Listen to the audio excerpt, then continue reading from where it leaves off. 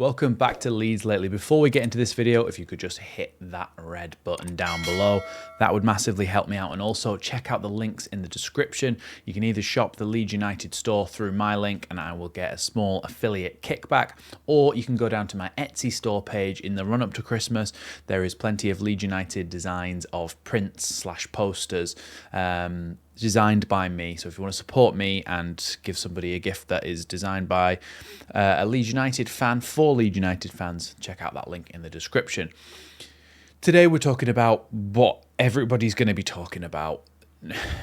Daniel FARKE is coming to a point where a lot of people are doubting his capabilities to be a successful Premier League manager with Leeds United Football Club. That's the long and short of it. Now, a lot of people have been calling for his head for ages. Even before the season started, people were calling for his head.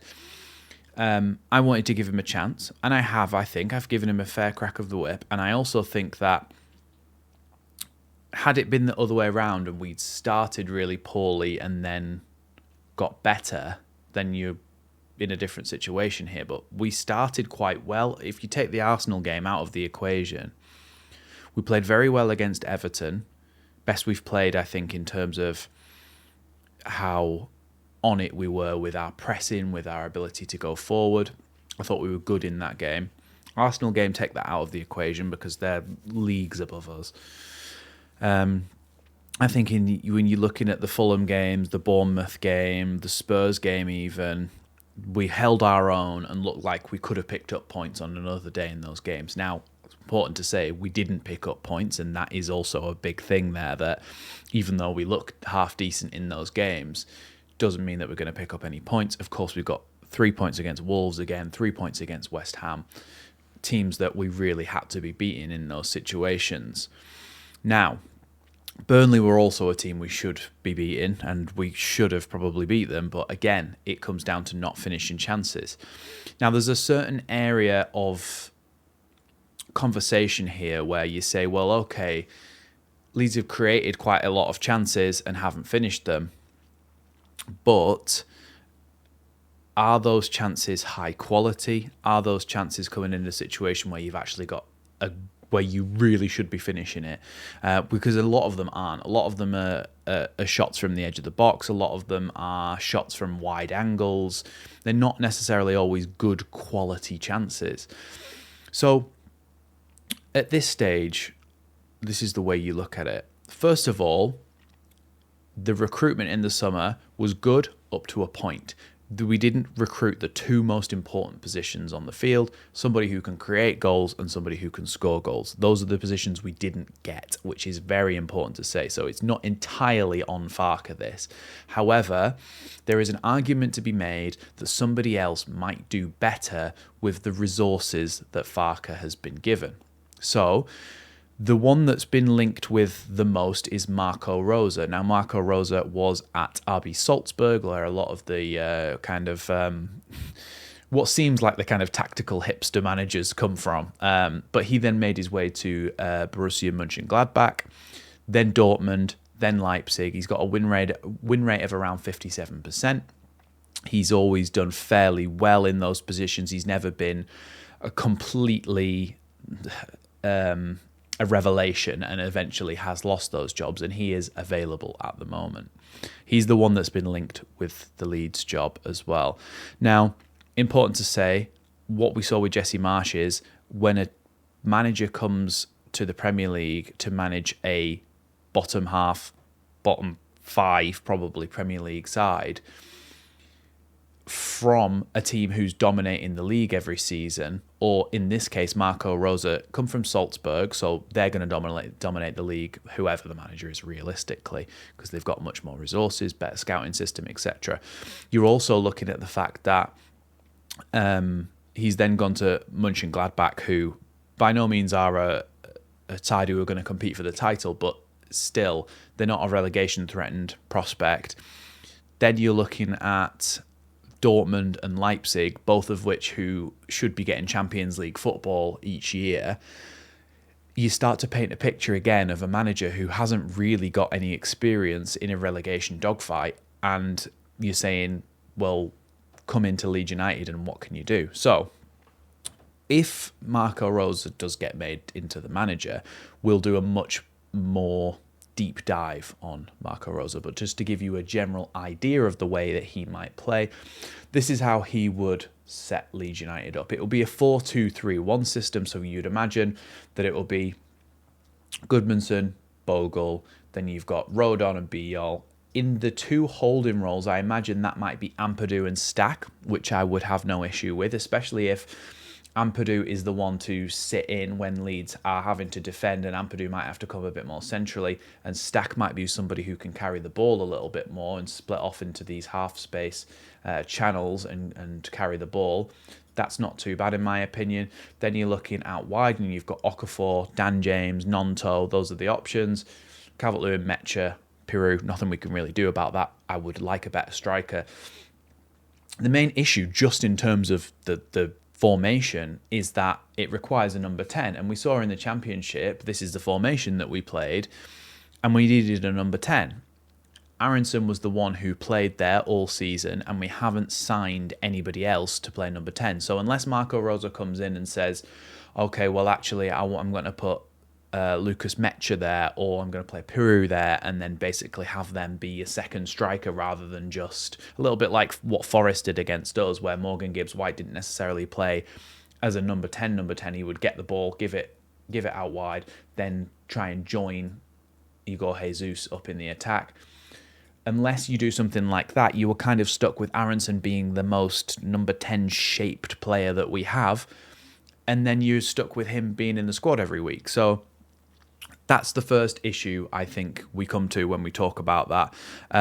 So let's talk about when Leeds would be playing out from the back. Let's say that Lucas Perry has the ball here. When Leeds are playing out from the back, you'd have your opposition here, up the pitch, of course, trying to stop Leeds being able to play fully out from the back. Now, Leeds under Daniel Farke at the moment have a tendency to go long when they need to. I think obviously that's always a possibility, and Marco Rose might change his philosophy slightly when you're looking at a team where sometimes you're going to struggle to play out from the back. But when Leeds are playing out from the back, you'd have your centre-backs that would split wide a little bit. Your full-backs would go a little bit higher, a little bit like what we saw in the Championship. You'd have Ampadu potentially dropping in here as well to create an option. And when they did get the ball, let's say it was Joe Rodon, they would sometimes be given the license to carry the ball forward into midfield to try and break that press and then play a ball out wide, for example. So there is still an element of Leeds being able to play the way that, a little bit like the way that we played in the Championship, which, again, I'm not necessarily saying that Marco Rose would be a great fit. I'm actually saying that I'm not sure that this would work based on the personnel we've got unless we do some really good recruitment in January. So that's where I come in here. So that's how we'd kind of play out from the back. You'd be splitting the centre-backs wide, giving them a chance in the box. And if they're under too much pressure, then you're going to send it long up there, of course. So because we're only doing this very quickly, we'll go on to the way that Leeds would play, let's say when we actually are trying to play up the field a little bit further here. So let's say we're playing against a 4-3-3. You've got the opposition in here. Leeds would, like I said, with Ampadu and Stack, have those as two passing options. Now, a lot of the time when we are building up at the moment, we only really have Ampadu trying to come in there and help play out from the back, and you've got Longstaff who are sometimes will come in. Stack will sometimes drop into left back to receive the ball, but it means it is a little bit of a struggle sometimes for us to play out from the back. If you've got two options there, then they can only really kind of cover so many options, and then you've got ways to play out from the back. But a little bit marshy, Rosa likes to play vertical passes to try and get through the pitch as quick as possible, and that means that the wingers sometimes will tuck inside to try and create those opportunities to be able to eventually exploit the opposition. So quite a fair bit of vertical passing, fairly narrow, but he does allow wingers to have those kind of rotations. So when we do get into these attacking phases, you're actually looking at, let's say that we're a little bit further up the pitch here. When we get into these attacking phases, you're actually relying a little bit on the rotations that the players make to be able to get in with a chance of scoring. Now, let's say that in this situation, Sean Longstaff or whoever is actually in the number 10 role, he's carrying the ball forward here. There would be an attempt to create chaos here. So Dan James essentially would run directly into the central channel to try and drag this fullback with him, and then Calvert-Lewin or whoever that may be might try and go that way. And so therefore, as this one's trying to play, you're essentially creating enough chaos to the point where Leeds might be able to open up opportunities in the back line. I know, again, for Mönchengladbach, he had Alassane Player and Marcus Thuram would a lot of the time rotate and swap between those positions, crossing each other's path essentially to try and throw off the defenders that are trying to mark them. And lastly, when we come on to the way that Leeds would press, it's a little bit more man-orientated. So a little bit the way that Bielsa would press is to go to the man and press that person and put the person under pressure rather than cut off all their options and force them to go long. So let's say that they played out from the back. A lot of the time, if they've got a holding midfielder, Leeds would send a winger here, or actually no, that would be the striker to do that job. A winger would come in and do that job on that side, and then you'd actually have the number 10 come in and press that. And actually, with this as well, you might actually see one of the holding midfielders or one of the midfielders come in and push up as well. And when they're playing out from the back, a lot of the time, Leeds might actually send up the fullbacks to go and mark their fullbacks, essentially to say, if you're gonna do this in this situation, you're gonna have to go long. And when they do go long, you're then relying on Joe Rodon, Jakob Yol, maybe Goodmanson if he stayed back, or Ampadu perhaps, to win that header to get the ball back to Leeds straight away. The idea mainly, though, is for Leeds to actually win the ball on the press. A lot of times the press is designed to force them to go long, and so you can win the ball up and start building up again. But in this case, it is very much reliant on actually trying to win the ball as much as possible in those final thirds so that you can actually get the ball and then go towards goal and shoot and score. And that's the idea, really. So with Marco Rosa, it's a little bit similar to the way we played in the Championship, with a bit more man-orientated pressing. It relies on having a little bit of a number 10, which at the moment we would be very makeshift. And even if we signed Harry Wilson in January, I'm not sure that he provides enough attacking threat to really compensate for that in this formation. You're also having two holding midfielders, which means that you don't have that stability of having a midfield three. He may adapt slightly, but that's his general philosophy, and that's the way that he would like to play. So just to give you an idea, when you see these rumours, it's much like the transfer videos. I'm not saying I want FARKE sacked right now. I'm saying if Marco Rosa came in, this is the information on how he might set Leeds up. So you can form your own opinion then based on some evidence.